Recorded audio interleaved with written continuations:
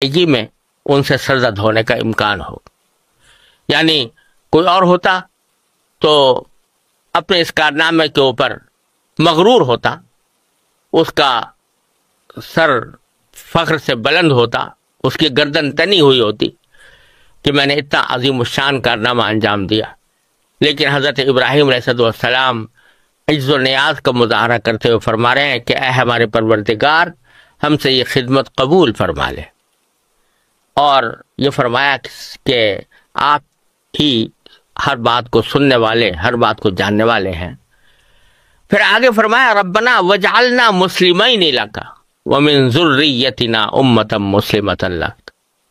اے ہمارے پروردگار، ہمیں اپنا مکمل فرما بردار بنا لے. ومن ذریتنا، اور ہماری نسل سے بھی امۃ مسلمۃ لک، ایسی امت پیدا کر جو تیری پوری تابع دار ہو. وارنا مناسکنا، اور ہم کو ہماری عبادتوں کے طریقے سکھا دے. وتب علینا، اور ہماری توبہ قبول فرما لے. انک انت التواب، بے شک تو اور صرف تو ہی معاف کرنے کا خوگر، الرحیم، اور بڑی رحمت کا مالک ہے.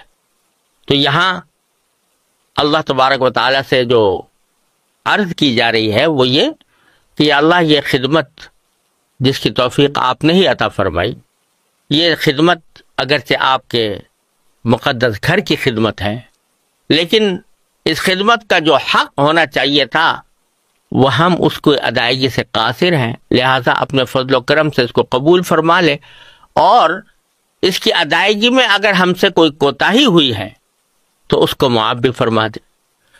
اور یہ فرمایا کہ اس کا انعام کیا چاہیے؟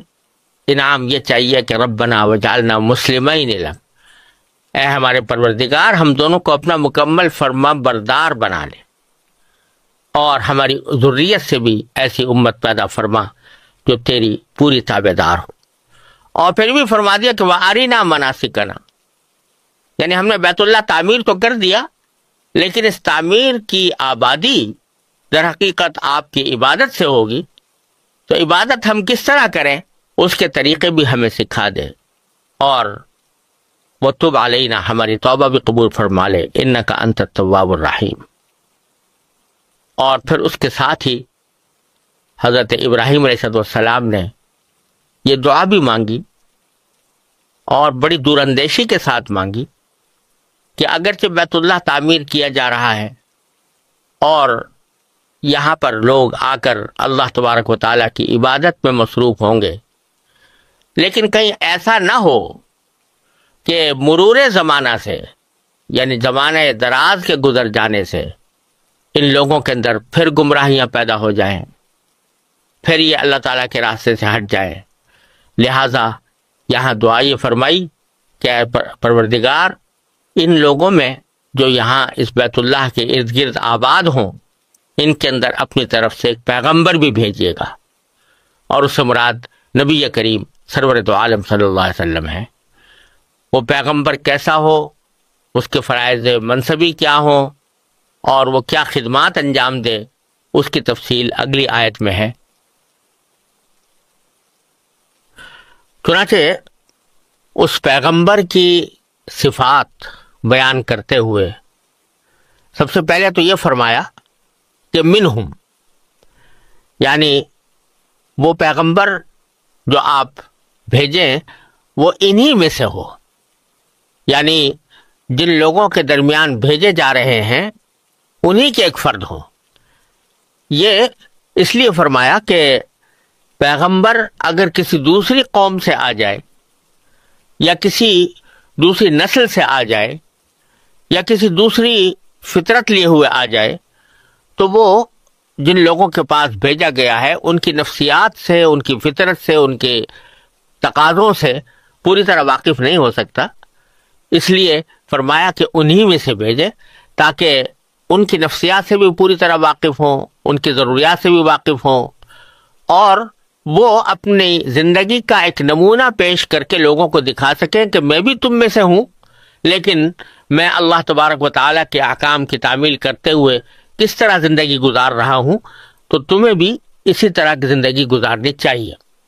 پھر آگے نبی کریم سرور دو عالم صلی اللہ علیہ وسلم کی دنیا میں تشریف آوری کے مقاصد اور آپ کے فرائض منصبی، یا آج کی زبان میں آپ کے ٹرمز آف ریفرنس 4 بیان فرمائے گئے ہیں۔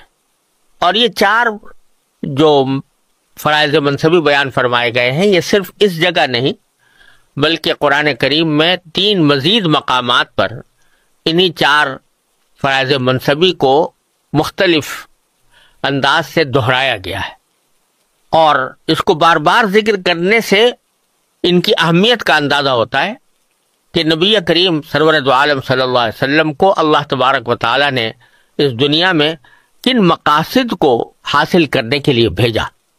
لہذا یہ ہمارے لیے بہت اہم سبق رکھتے ہیں، اور ان 4 مقاصد کو اچھی طرح اگر سمجھ لیا جائے تو بہت سی غلط فہمیاں اور بہت سی گمراہیاں انسان سے دور ہو سکتی ہیں۔ اگر ایک مرتبہ میں ہم پڑھیں تو یوں کہا جائے گا کہ یتلو علیہم آیاتک، کہ پہلا کام ان کا یہ ہو کہ آپ کی آیتیں لوگوں کے سامنے تلاوت کریں۔ دوسرا وَيُعَلِّمُهُمُ الْكِتَابَ، ان کو کتاب کی یعنی آسمانی کتاب جو آپ ان پر نازل فرمائیں ان کی تعلیم دیں، اس کی تعلیم دیں۔ اور تیسرا والحکمہ، یعنی ان کو دانائی کی باتیں سکھائیں۔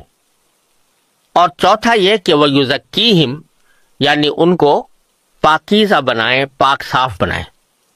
ان 4 فرائض منصبی پر ذرا غور سے نظر ڈالنے کی ضرورت ہے اور ان کو اچھی طرح سمجھنے کی ضرورت ہے۔ پہلی بات تو یہ کہ پہلا فریضہ منصبی یہ بیان فرمایا گیا کہ وہ لوگوں کے سامنے قرآن کریم کی آیتوں کی تلاوت فرمائے۔ تلاوت کے معنی ہے پڑھنا، اور آیتوں کے پڑھنے کو نبی کریم سرور دو عالم صلی اللہ علیہ وسلم کی دنیا میں تشریف آوری کا ایک پہلا اور مستقل مقصد قرار دیا گیا ہے، جبکہ آگے کتاب اللہ کی تعلیم یعنی اس کے معنی سمجھانے اور اس کی تشریح کرنے کا ذکر الگ سے کیا گیا ہے۔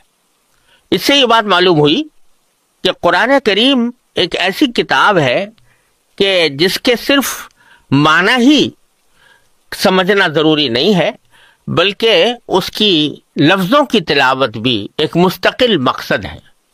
اور نبی کریم سرور دو عالم صلی اللہ علیہ وسلم کو دنیا میں جو بھیجا گیا تھا ان میں پہلا مقصد یہ تھا کہ جو قرآن کریم آپ پر نازل ہوا ہے اس کی تلاوت کا طریقہ لوگوں کے سامنے بیان فرمائیں، تلاوت کر کے دکھائیں۔ اور اس کا مقصد یہ تھا کہ جب دوسرے لوگ آپ کی تلاوت سنیں تو پھر اسی طرح اسی انداز میں اس کی تلاوت کریں۔ اس سے 2 باتیں معلوم ہوئی۔ ایک تو یہ کہ